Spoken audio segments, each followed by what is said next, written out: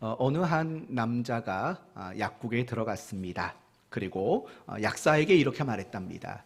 약사님, 딱국질을 멈출 수 있는 약을 주십시오 라고 이야기했답니다. 이 말을 들은 약사가 잠시만 기다려 보십시오 하고 여기저기 약을 찾는 척 했습니다. 그러더니 갑자기 이 남자분의 뺨을 한 대 때렸습니다. 그리고 웃으면서 이렇게 말했답니다. 딱국질 멈췄지요? 라고 이야기를 했답니다. 이 말을 듣고 이 남자가 이렇게 대답했답니다. 저 말고 제 아내가 딱국질을 합니다. 라고 이야기를 했다고 합니다. 세상에 딱국질을 멈추는 약이 어디 있겠습니까? 그래도 이 약사가 참 기발한 아이디어를 내고 그렇게 뺨을 친 거죠. 근데 대상이 빗나간 겁니다. 대상이 빗나간 거죠. 여러분, 약사가 올바르게 처방하려면 반드시 대상이 누구인가를 알아야만 올바르게 약을 처방할 수 있는 겁니다. 그런데 대상을 아는 것이 중요한 영역이 있습니다. 바로 신앙생활입니다. 우리가 신앙생활을 합니다. 믿는다고 말하고 또 우리가 믿는 그분에게 기도를 합니다. 우리가 신앙생활을 하는 가운데 대상이 분명하지 않으면 사실은 그 신앙은 올바른 신앙이라고 말할 수 없습니다. 때로는 대상이 불분명한 신앙은 샤머니즘이 될 수 있는 거고 미신이 될 수밖에 없는 겁니다. 그렇기 때문에 우리가 신앙생활을 할 때 정말 중요한 것은 나의 신앙의 대상이 누구이며 어떤 분이신가, 이걸 아는 게 굉장히 중요한 겁니다. 특히 우리의 신앙생활 속에서 대상이 분명해야 하는 신앙의 한 영역이 있습니다. 그게 뭐냐? 바로 기도인 겁니다.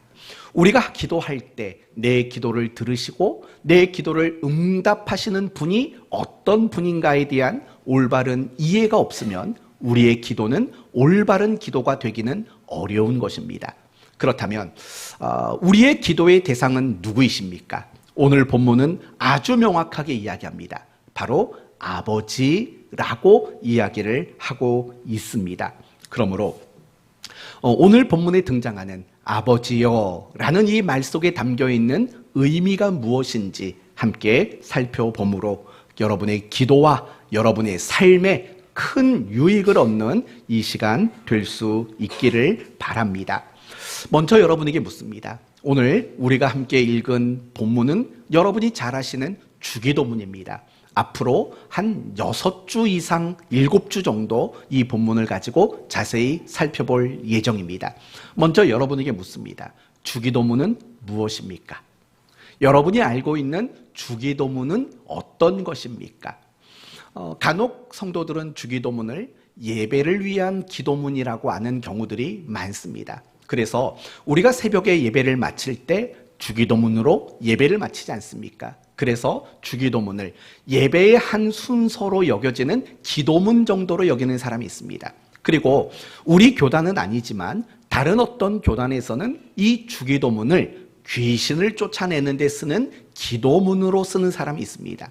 또 어떤 분들은 이 주기도문을 벌칙으로 쓰는 분도 있습니다. 자식의 말을 안 들었을 때 너 주기도문 100번 암송해, 뭐 이런 식으로 벌칙으로 쓰는 경우도 있는 겁니다. 그러나 이 주기도문은 예배용 기도가 아니고 벌칙도 아니고 귀신을 쫓아내는 데 쓰는 것도 분명히 아닙니다.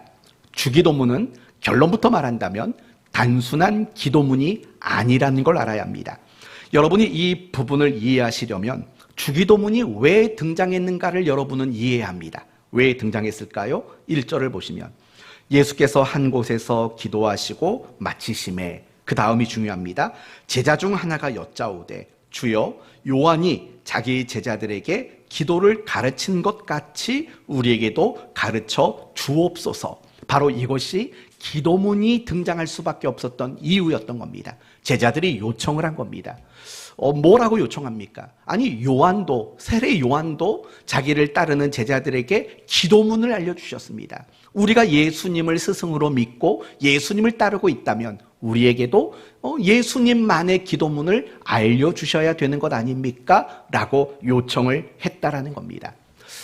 사실 이 제자들 12명은 모두 기도문을 많이 알고 있었을 겁니다. 왜냐하면 이들은 유대인 아닙니까?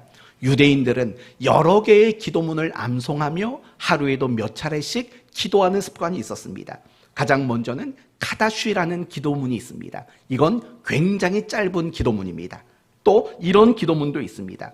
세몬의 에스레라는 아주 긴 장문의 기도문도 있습니다.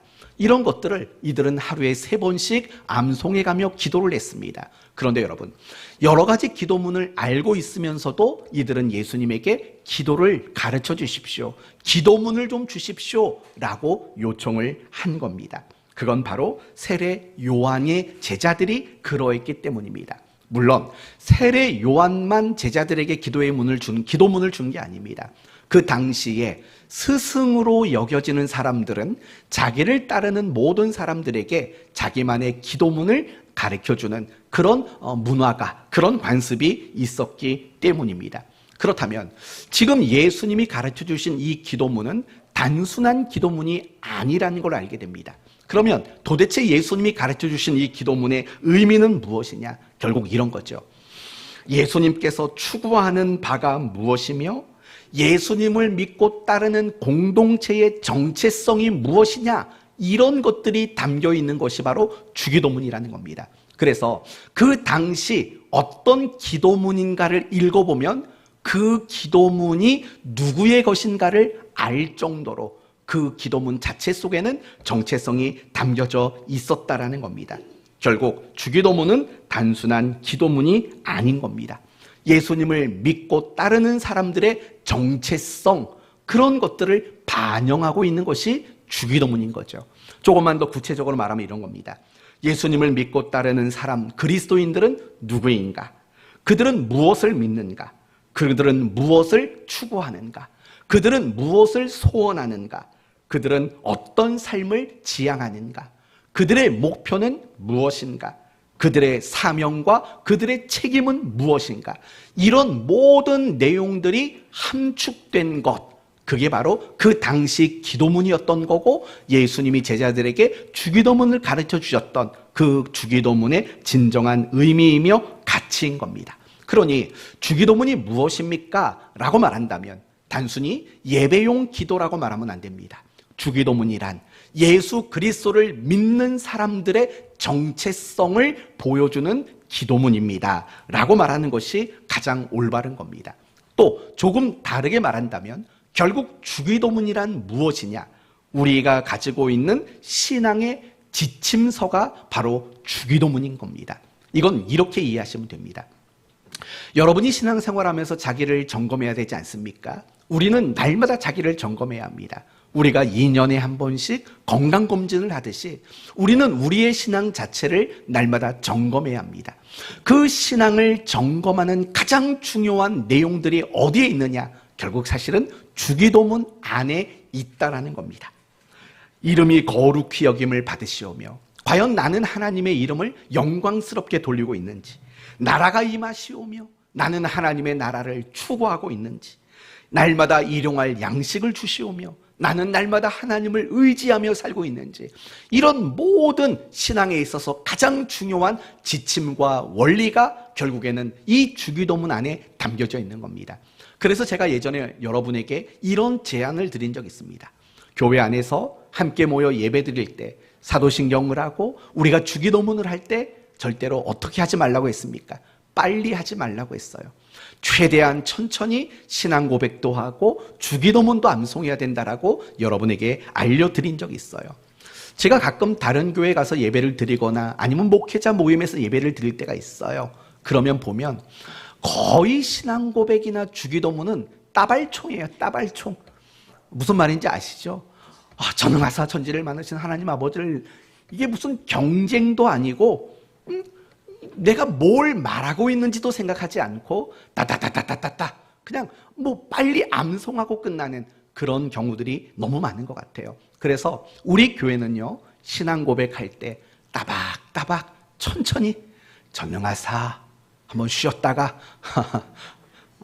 전지를 만드신 쉬었다가 뭐 그 정도까지는 아니어도 적어도 그 고백의 의미가 뭔가는 잠깐이라도 생각할 수 있는 그런 여유를 가지고 함께 암송을 하는 그런 우리가 되면 좋겠다라고 여러분에게 말씀을 드린 적이 있습니다. 주기도문은 단순한 기도문이 아닙니다. 주기도문은 우리의 정체성, 우리의 신앙의 원리와 표준과 원칙이 무엇인가, 우리가 정말 중요하게 여겨야 하는 신앙의 모습이 무엇인가, 이런 모든 것들이 함축되어 있는 신앙의 핵심을 요약한 우리의 신앙의 고백문이라고 말하는 것이 가장 올바른 정의일 것입니다. 이제 오늘은 주기도문의 서론 부분만 함께 다루어 보려고 합니다. 이렇게 말합니다. 너희는 기도할 때 이렇게 기도하라. 어떻게 해요? 아버지여, 아버지여 라고 말합니다. 여러분, 주기도문에 있어서 아버지여라는 이 호칭은 사실은 굉장히 중요한 겁니다. 어떤 의미가 있냐면 기도의 문을 여는 의미가 있는 겁니다. 아버지여. 여러분, 이 아버지여라는 말 속에는 우리가 크게 알아야 하는 두 가지가 담겨져 있는 겁니다. 첫째는 우리의 기도를 들으시고 응답하시는 대상이 분명해야 되라는 겁니다. 여러분, 우리는 사실 많이 기도합니다. 새벽에도 기도하고 밤에도 기도하고 집에서도 기도하고 늘 기도를 많이 합니다. 그런데 가만히 보면 우리 성도들이 기도할 때 대상이 분명하지 않은, 어떨 때는 차라리 대상이 없는 기도를 할 때도 사실은 너무나도 많은 것 같아요. 정말 간절히 기도해요. 열심히 기도해요. 그런데 가만히 보면 그 간절함은 나만의 간절함이에요. 나만의 열심이에요. 내 앞에는 아무도 없을 때가 사실은 많이 있다라는 거죠. 그러면 안 된다는 거예요. 가장 올바른 기도의 출발은 무엇이냐면 내 앞에 하나님이 계시다라는 것. 내 앞에 나의 기도를 들으시고 응답하시는 분이 하나님이라는 이 분명한 확신과 의식을 가지는 일, 이게 사실은 굉장히 중요한 거예요. 여러분이 지금껏 기도해 왔던 여러분을 한번 생각해 보십시오. 혹시 여러분이 기도하는 그 기도의 자리에 대상이 없는 기도는 혹시 아니었는지, 내가 가지고 있었던 기도의 내용과 기도의 습관들을 그저 반복해서 그냥 나 혼자 말하고 말하는 많은 그런 기도가 아닌지, 대상이 없는 기도가 아닌지 한번 분명히 생각해 봐야 합니다. 예수님이 제자들에게 너희는 기도할 때 아버지여 라고 호칭하라고 말했습니다. 그것은 굉장히 중요하기 때문에 그래요.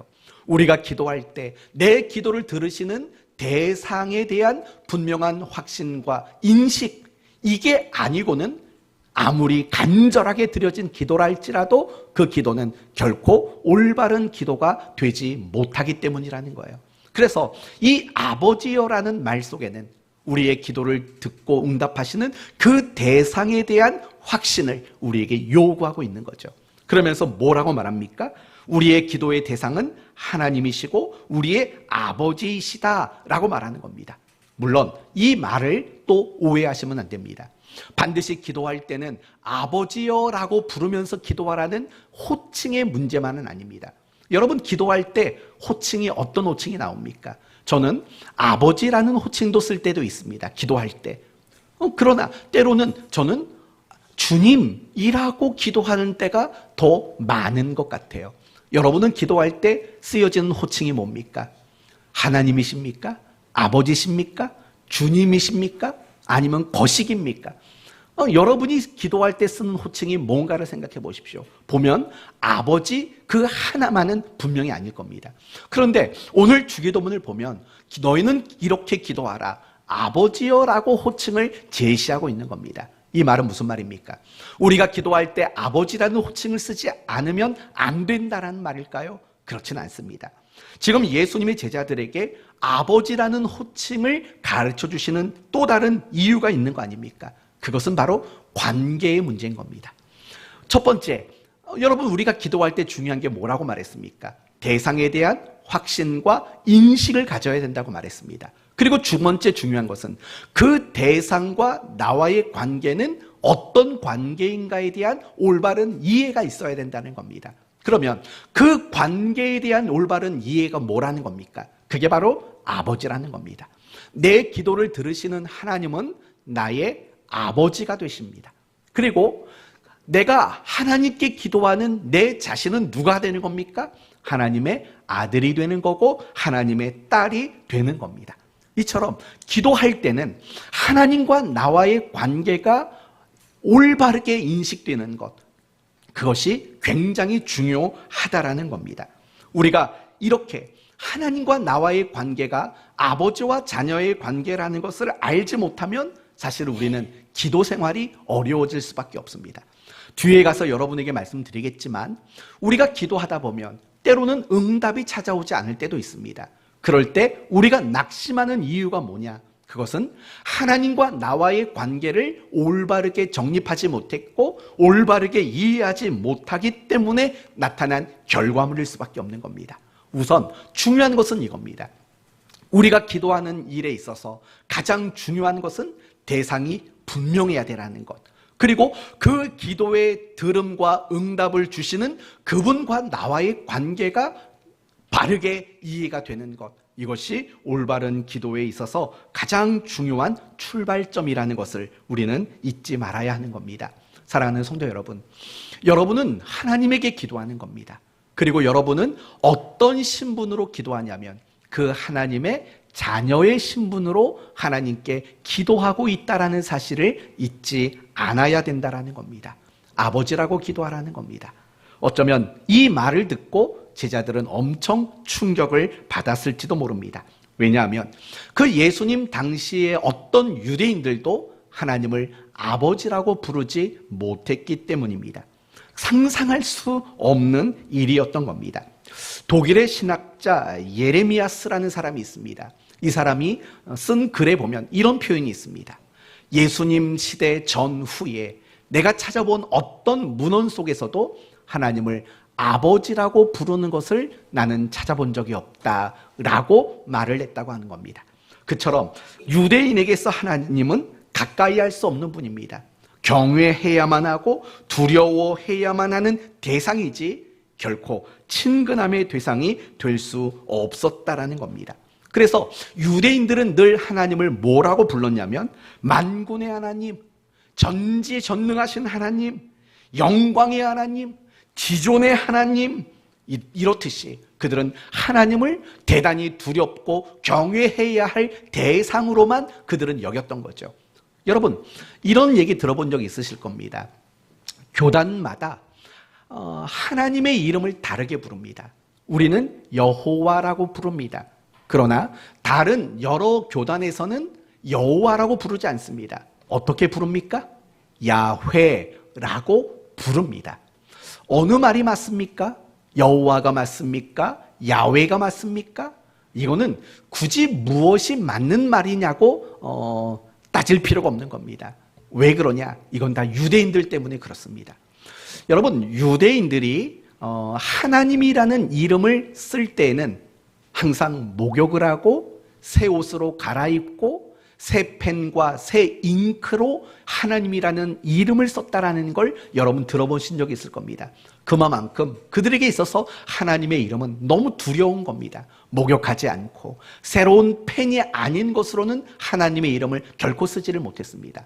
심지어는 하나님이라는 그 이름 자체를 소리내서 읽지도 않았던 겁니다. 여러분, 구약 성경은 히브리어로 기록되어 있습니다. 그런데 히브리어는 자음만 있고 모음이 없습니다. 아야 어여가 없는 겁니다. 그 자음만 있는 겁니다. 그러면 그걸 어떻게 읽을 수 있느냐? 모음이 없는데 어떻게 읽겠습니까? 그거는 옛날부터 내려온 구전으로 전해진 모음을 이용해서 그들은 발음을 한 겁니다. 그런데 하나님이라는 이름은 그들이 발음을 할 수가 없는 겁니다. 너무 위대해서. 그래서 우리에게 남은 것은 뭐냐?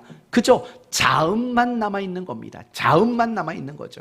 그래서 후대 사람들이 그 자음만 남아있는 알파벳에 모음을 자기의 의지대로 갖다 붙인 거죠. 아도나이의 모음을 갖다 붙여가지고 여호와다, 야훼다 이런 식으로 이름을 부르게 된 겁니다. 제가 여러분에게 이런 말을 드리는 이유는 뭐냐? 유대인들은 결코 하나님은 친근의 대상이 아니라는 거예요. 하나님은 무섭고 두렵고 경외해야만 하는 대상으로 여겼다라는 거죠. 그럼에도 불구하고 지금 예수님은 제자들에게 하나님을 뭐라고 부르라고 말합니까? 아버지요 라고 부르라고 그렇게 가르쳐주고 있다라는 겁니다. 과연 그 의도는 무엇일까요? 그것은 이런 거죠. 하나님은 우리에게 항상 아버지 노릇해 주시기를 원하시는 분이시다라는 거예요. 하나님은 항상 우리에게 신 노릇이 아니라 아버지 노릇해 주기를 원하시는 하나님이라는 것을 우리에게 가르쳐 주기 위함이라는 거예요. 따라서 구원이란 무엇일까요? 구원은 죽어서 천국 가는 것, 단지 죄의 용서를 받는 것만이 구원이 아닌 거죠. 구원은 비로소 하나님이 아버지 노릇해 주는 자로 살아가게 되는 것, 그것이 굉장히 중요한 구원의 의미 아니겠습니까? 하나님이 우리의 아버지가 되시고 아버지 노릇을 해주신다라는 것, 그것이야말로 우리 그리스도인에게 있어서 가장 큰 축복이고 특권일 수밖에 없는 겁니다. 그리고 중요한 것은 하나님이 우리에게 아버지 노릇 해주시는 것을 가장 잘 경험하게 만드는 것, 그게 뭐라는 겁니까? 그게 바로 기도라고 예수님이 가르쳐주고 있는 겁니다. 사랑하는 성도 여러분, 여러분은 기도할 때 정말 하나님을 아버지로 여기며 기도하고 있습니까? 여러분이 그리스도인으로 지금 이 땅을 살아갈 때 하나님을 아버지로 인정하는 삶을 살고 계십니까? 혹시 그리스도인이지만 고아처럼 여러분이 살고 있는 것은 혹시 아니십니까? 고아는 어떤 사람입니까? 부모가 없는 사람입니다. 그리고 부모가 없기 때문에 모든 걸 다 혼자 고민하고 혼자 생각하고 혼자 결정하고 혼자 아파하고 혼자 낙심하고 혼자 어려운 문제를 해결하는 사람, 뭐든지 자기만 믿고 자기 힘으로만 살아야 하는 사람, 바로 이런 사람이 고아 아니겠습니까? 이런 의미로 여러분은 혹시 고아 같은 그리스도인으로 살아가고 있는 건 아닙니까? 만약에 여러분이 기도하지 않고 살아간다면 여러분은 고아처럼 살고 있는 것과 마찬가지입니다. 여러분이 날마다 하나님을 의지하고 그 하나님을 의존하는 삶이 없다면 여러분은 고아처럼 살아가고 있는 그리스도인이 분명할 수밖에 없습니다. 그러나 그러면 안 되죠.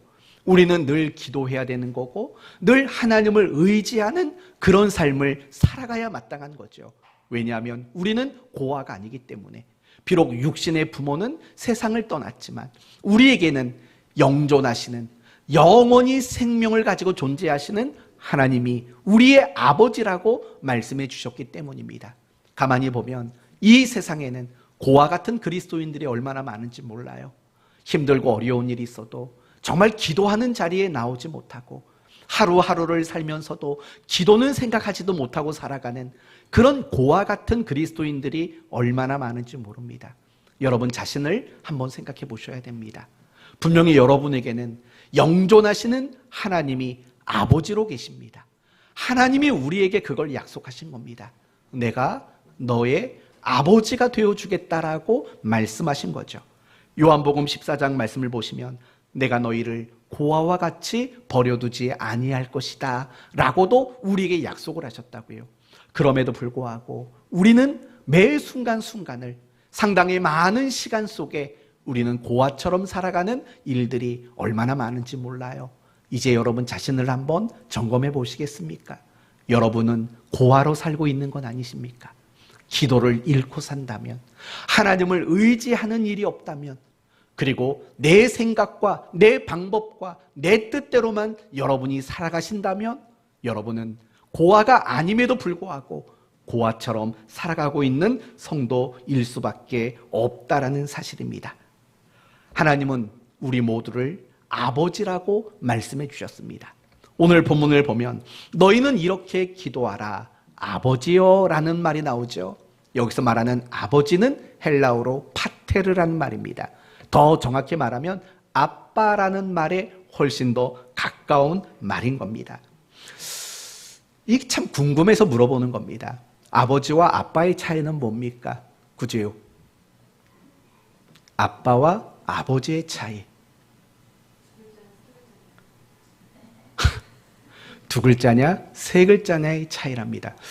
역시 신세대는 달라요. 그렇죠? 또 누구한테 물어볼까요? 아버지와 아빠의 차이점. 이태규 지사님, 차이가 뭘까요? 아빠와 아버지의 차이점. 야, 수준이 되게 높네요. 아빠는 사춘기 전까지는 아빠고 사춘기 후로는 아버지. 한 명한테 더 물어보면 더 기가 막힌 말이 나올지도 몰라요. 우리 문명준 장로님, 아버지와 아빠의 차이점은 뭘까요?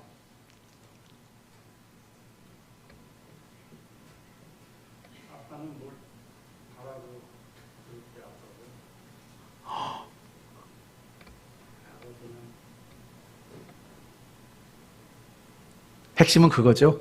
아빠는 내가 뭔가 필요할 때 쓰는 용어고 아버지는 그냥 부를 때 쓰는 용어다. 제 생각과 많이 비슷했어요. 저도 그 생각을 해봤거든요. 아버지와 아빠의 차이점이 뭘까 해봤는데 문 장로님이랑 생각이 많이 비슷했어요. 뭔가 내가 필요한 게 있으면 아빠, 뭐 그런 게 없으면 아버지라고 부르지 않나. 그러면서 제가 그런 생각이 들더라고요. 내가 얼마나 의존하느냐의 차이인 것 같아요. 아빠는 내가 더 많이 의존할 수밖에 없을 때 우리가 불렀던 호칭인 것 같아요. 내가 뭐 학창시절 애는 다 아빠죠. 근데 내가 장성해서 돈도 벌기 시작하고 뭐 재정적으로 독립을 하게 되고 하면 그 어느 순간부터는 우리는 아버지라고 부르게 되는 것 같아요. 그런 관점으로 오늘 본문을 보자고요. 너희는 이렇게 기도하라. 우리말 성경에는 아버지라고 되어 있지만 원문은 아빠라고 되어 있어요. 이게 로마서에도 마찬가지예요. 너희는 아바 아버지라는 말할 때도 아빠 아버지라는 게 원문에 가까운 뜻인 거거든요. 하나님은 우리에게 아빠라고 부르라고 했어요. 아빠. 그 말은 뭘 말하는 건지 이해하시죠? 뭔가 더 많이 의지하는 것, 더 많이 의존하는 것, 바로 그런 걸 말하는 거죠. 결국 기도란 무엇일까요? 우리가 하나님 앞에 더 많이 의지하고 하나님께 더 많이 의존하는 것, 그것이 바로 기도 아니겠습니까? 기도를 정말 하는 사람들, 그 사람들은요, 날마다 하나님이 아버지 노릇해 주시는 것들을 경험하며 살게 되어 있다라는 거예요. 저는 여러분 모두가 정말 하나님께 기도할 때 그분이 여러분에게 아버지 노릇해 주는 이런 인생을 가지고 살아가는 여러분 모두가 되시기를 바랍니다. 그렇다면 어떤 아버지일까요? 어떤 아버지일까요? 당연히 우리를 너무 사랑하시는 아버지일 거예요. 잠시도 눈을 뗄 수 없고 잊을 수 없고 우리를 포기할 수 없는, 정말 생명으로 맺어준, 그래서 우리를 사랑할 수밖에 없는 아버지이실 게 분명합니다. 그런데 성경에는 주기도문이 2번 나옵니다. 오늘 누가복음 11장에 한 번 나오고 마태복음 6장에도 주기도문이 나옵니다. 그런데 누가복음과 마태복음의 차이는 뭐냐? 오늘 본문은 아버지여라는 말만 나오지만 마태복음 본문에는 어떻게 나올까요? 하늘에 계신 우리 아버지여로 나옵니다. 하나님을 어디에 계신 분이라고 말합니까? 하늘에 계신 아버지여라는 거죠. 그러면 하늘이란 뭘까요? 단지 공간과 어떤 위치를 말하는 것만은 아닙니다. 하늘은 이 세상의 모든 것을 초월한다라는 뜻인 겁니다. 이 땅의 지혜를, 권능을, 권세를, 모든 인간을 초월하시는 분이라는 뜻이 바로 하늘에라는 말 속에 담겨져 있는 거죠. 하나님은 항상 시간과 공간을 초월하시는 분이십니다. 제한이 없으신 분이시고 무엇이든 못하는 것이 없는 분이십니다. 생각하는 것이 결과가 되게 하시는 분이 바로 하늘에 계신 하나님이라는 뜻입니다. 중요한 것은 예수님이 주기도문을 이야기할 때 하늘에 계신 우리 아버지여라고 말하는 것은 이 땅에 있는 아버지와 대조하기 위해서 이런 말을 썼다는 것을 알아야 합니다. 여러분, 하늘에 계신 아버지와 이 땅의 아버지는 공통점이 있습니다. 어떤 공통점일까요? 자식을 사랑한다라는 공통점이 있습니다. 그리고 자식에게는 정말 좋은 것을 무엇이든 해주고 싶어하는 마음을 가졌다라는 데에는 공통점이 있습니다.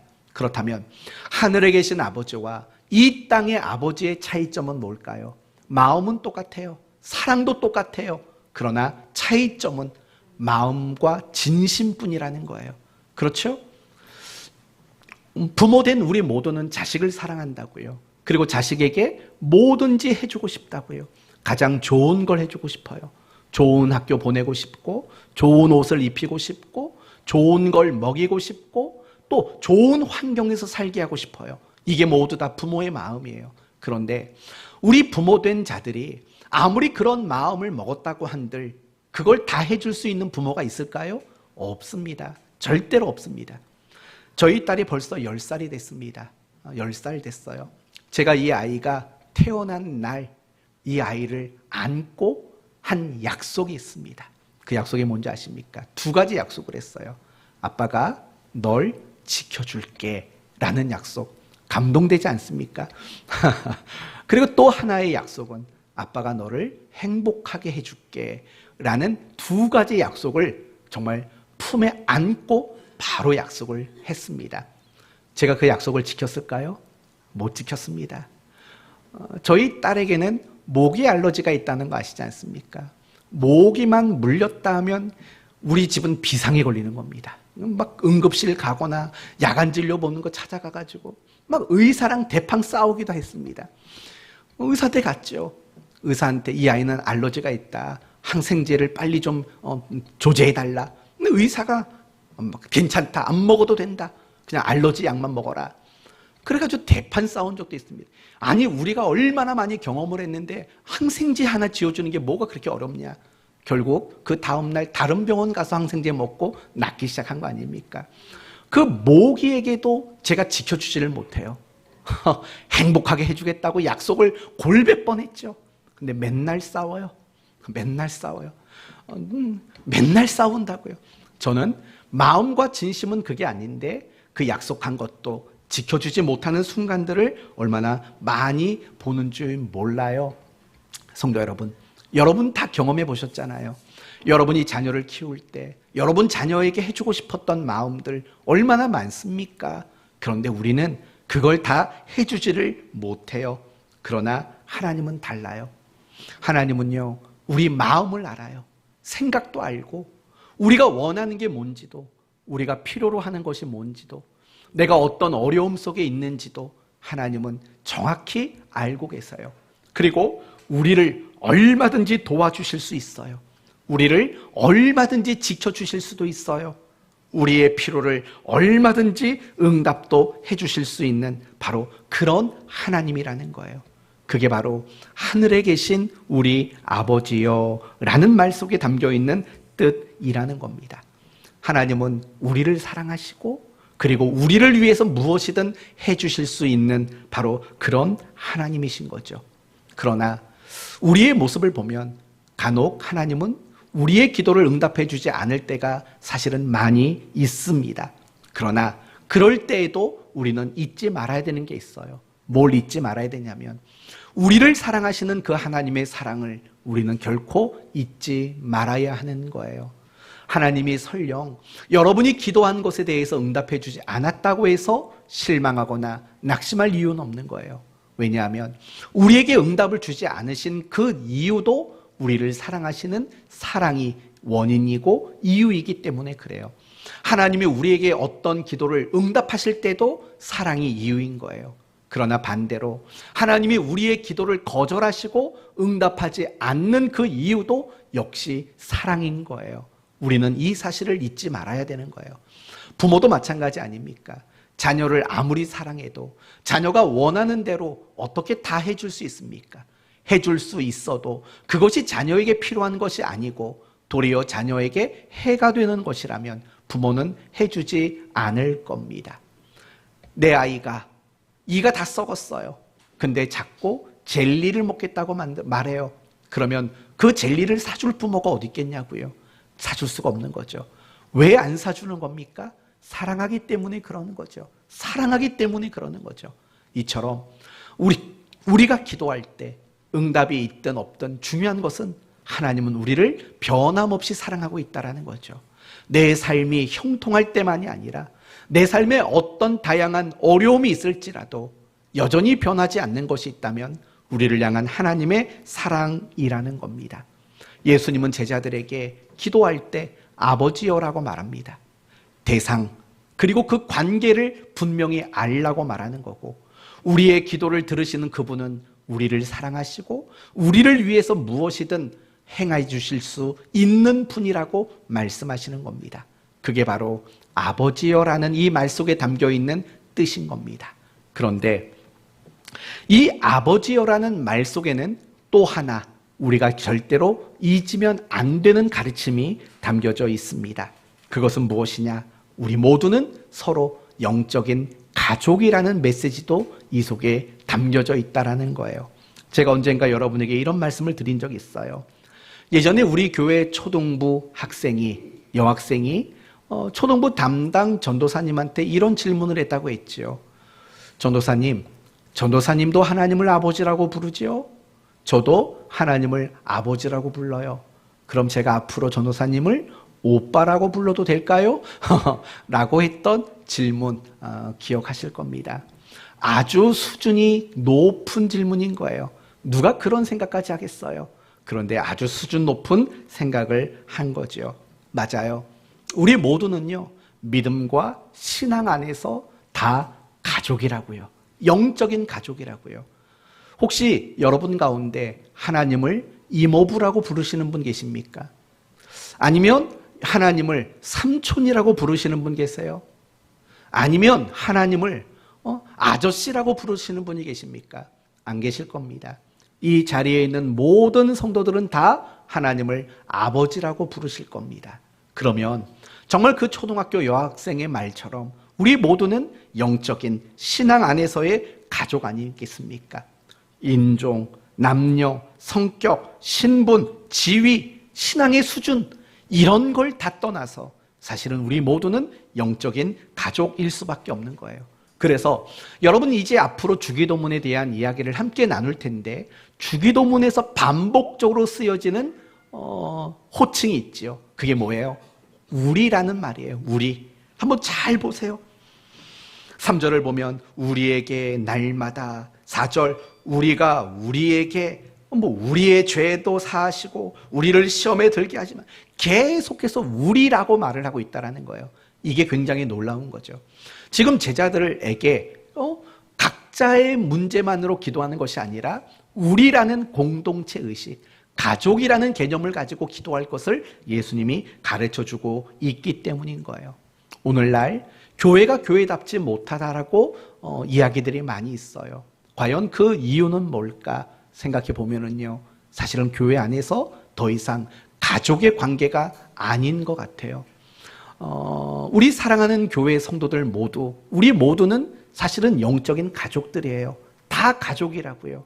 그런데 이 가족이라는 의식과 관계가 많이 무너져 버리는 그런 시대가 우리가 살고 있는 이 시대가 아니겠습니까?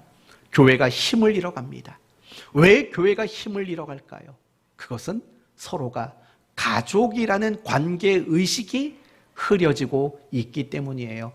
시간이 지나면 지날수록 교회 안에도 다 개인주의가 만연해지고 있는 것 같아요.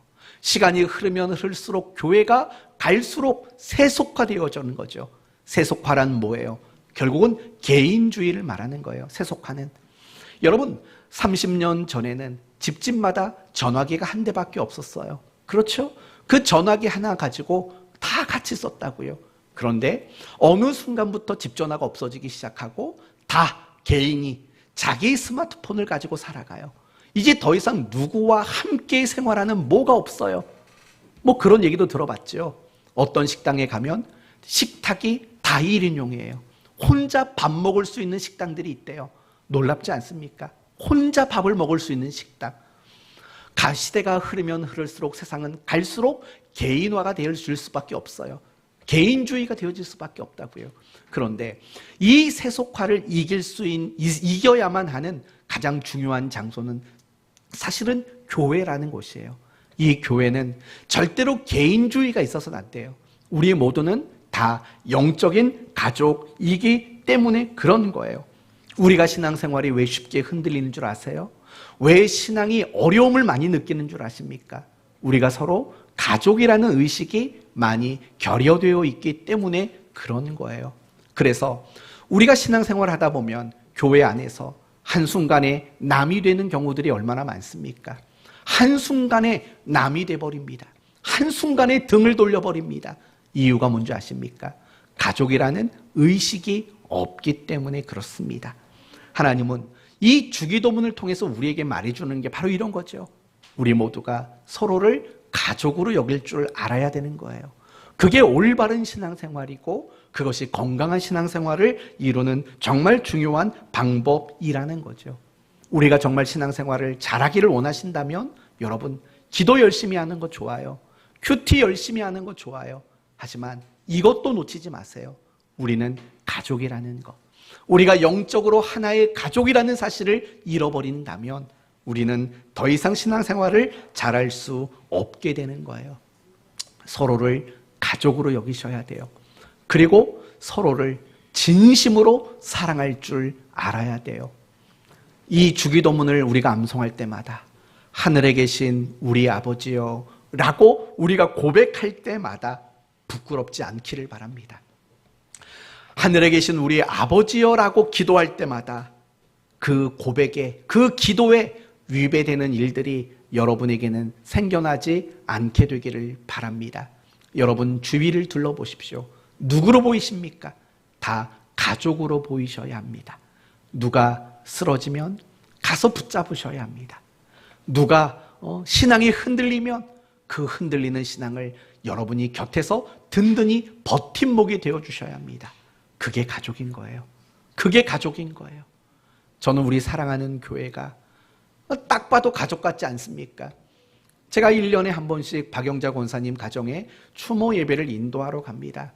가면 한 26명씩 앉아 있습니다. 뭐 교회에서 예배 드리는 거나 거기서 예배 드리는 거나 다 비슷하더라고요. 그러니까 마음에 무슨 생각이 드냐? 박 권사님이 가족만 전도해도 교회는 2배로 부흥하겠구나. 뭐 그런 생각이 드는 거죠. 우리는 정말 가족이에요. 그런 마음들이 여러분의 마음속에 지금 계십니까? 권사님들을 보실 때 여러분은 정말 가족으로서, 어머니로서 보여지는지 한번 생각해 보셔야 되는 거예요. 우리가 성도들이 서로를 바라볼 때 정말 가족으로 여기는 이 마음이 있는지 한번 생각해 보셔야 돼요. 그 마음을 잃어버리면 교회가 힘을 잃어버리게 되고 교회가 교회다워지지를 못해요. 그리고 우리는 참 올바른 신앙생활을 하기가 어려워질 수밖에 없는 겁니다. 여러분 서로 옆에 계신 분들에게 이렇게 얘기해 보십시오. 우리는 가족입니다 라고 얘기해 보십시오.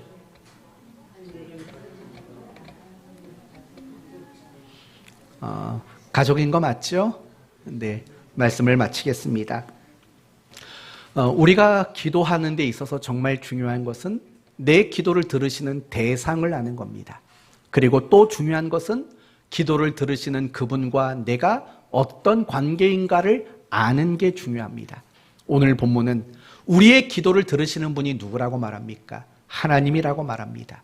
그리고 그분과 우리의 관계는 뭐라고 말합니까? 아버지와 자녀의 관계라고 이야기를 합니다.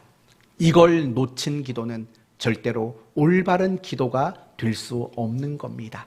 그러므로 여러분이 항상 기도하는 자리에 서실 때 하나님을 대상으로 여기시고 그분과 나와의 관계가 바로 아버지와 자녀의 관계라는 사실을 다시 한번 기억하고 나서 기도를 시작할 수 있는 여러분이 되시기를 바랍니다.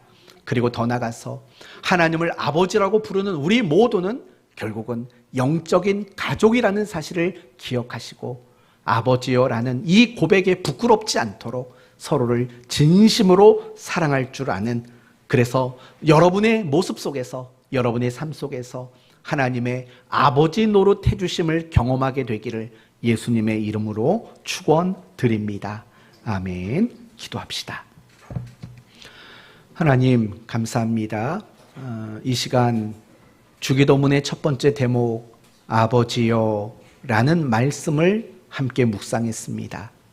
우리가 기도할 때 막연하게 대상 없는 기도가 되지 말게 하시고 하나님이 우리의 기도의 대상이 되시고 그 하나님은 우리의 아버지와 자녀의 관계 속에 있는 분임을 확신하며 기도하게 하여 주옵소서. 하나님은 아버지십니다. 항상 아버지의 마음으로 우리의 기도를 들으십니다. 아버지로서 때로는 응답도 주시지만 아버지로서 우리를 사랑하기 때문에 때로는 거절도 하신다는 사실을 잊지 말게 하여 주옵소서. 그리고 이 하나님을 아버지라고 부르는 우리 모두의 관계는 가족이라는 관계임을 알게 하여 주옵소서. 진심으로 내 가족처럼 사랑할 수 있는 거룩한 공동체가 되게 하시옵소서. 우는 자가 있으면 함께 울어줄 수 있는 가족, 웃는 자가 있으면 함께 웃어줄 수 있는 가족, 아픈 자가 있으면 밤이 새서라도 간호할 수 있는 가족, 이런 가족 공동체가 될 수 있도록 도우셔서 우리 교회가 하나님을 아버지라고만 외쳐대는 것에 멈추지 말고 서로 가족으로 여기며 함께 신앙생활하는 건강한 교회가 될 수 있도록 도와주시옵소서. 예수님의 이름으로 기도 올리옵나이다. 아멘.